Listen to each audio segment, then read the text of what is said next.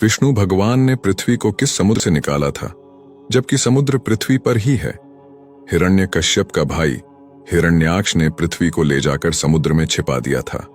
फलस्वरूप भगवान विष्णु ने वराह का रूप धारण करके हिरण्याक्ष का वध किया और पृथ्वी को पुनः उसके कक्ष में स्थापित कर दिया। इस बात को आज के युग में एक दंतकथा के रूप में लिया जाता था। लोगों का ऐसा मानना था कि यह सरासर गलत और मनगढ़ंत कहानी है, लेकिन नासा के एक खोज के अनुसार खगोल विज्ञान की 2 टीमों ने ब्रह्मांड में अब तक खोजे गए पानी के सबसे बड़े और सबसे दूर के जलाशय की खोज की है।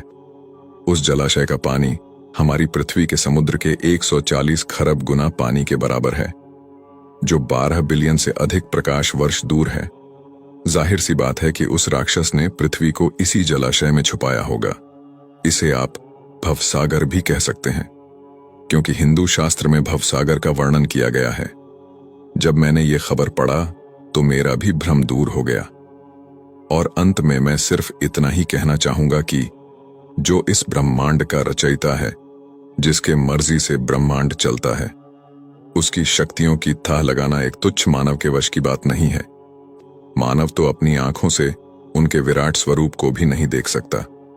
कुछ महान लोग, जिन्हें यह लगता है कि हमारा देश और यहाँ की सभ्यता गंवार है, जिन्हें लगता है कि नासा ने कह दिया तो सही ही होगा, जिन्हें यह लगता है कि भारत की सभ्यता, भारत का धर्म और ज्ञान विज्ञान सबसे पीछे है, उनके लिए मैं बता दूं कि सभ्यता, ज्ञान, विज्ञान, धर्म, सम्मान भारत से ही शुरू हुआ है।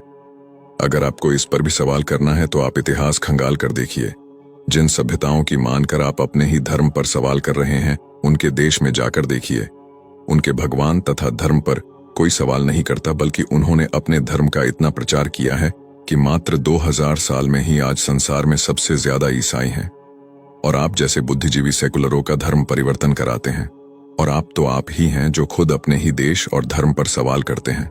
अगर उनकी तरह आपके भी पूर्वज भी बंदर थे तो आपका सवाल करना तथा ईश्वर पर तर्क करना सर्वदा उचित है। कौन होता है नासा, जो हमें यह बताएगा कि आप सही हैं या गलत?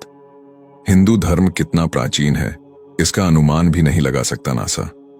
जब इंग्लैंड में पहला स्कूल खुला था, तब भारत में लाखों गुरुकुल थे और लाखों साल पहले 4 वेद और 18 पुराण लिखे जा चुके थे।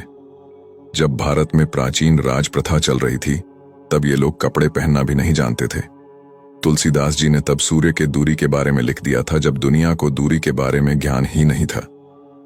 खगोल शास्त्र के सबसे बड़े वैज्ञानिक आर्यभट्ट, जो भारत के थे, उन्होंने दुनिया को इस बात से अवगत कराया कि ब्रह्मांड क्या है, पृथ्वी का आकार और व्यास कितना है। और आज अगर कुछ मूर्ख विदेशी संस्कृति के आगे भारत को झूठा समझ रहे हैं, तो उनसे बड़ा मूर्ख और द्रोही कोई नहीं हो सकता। दिन और रात का सही समय पर होना, सही समय पर सूर्य अस्त और उदय होना, पेड़ पौधे, अणु परमाणु तथा मनुष्य की मस्तिष्क की कार्यशैली का ठीक ढंग से चलना, ये अनायास ही नहीं हो रहा है। जीव के अंदर चेतना कहां से आता है, हर प्राणी अपने जैसा ही बीज कैसे उत्पन्न करता है, शरीर की बनावट उसके जरूरत के अनुसार ही कैसे होता है, बिना किसी निराकार शक्ति के ये अपने आप होना असंभव है। जय श्री राम, जय सनातन धर्म।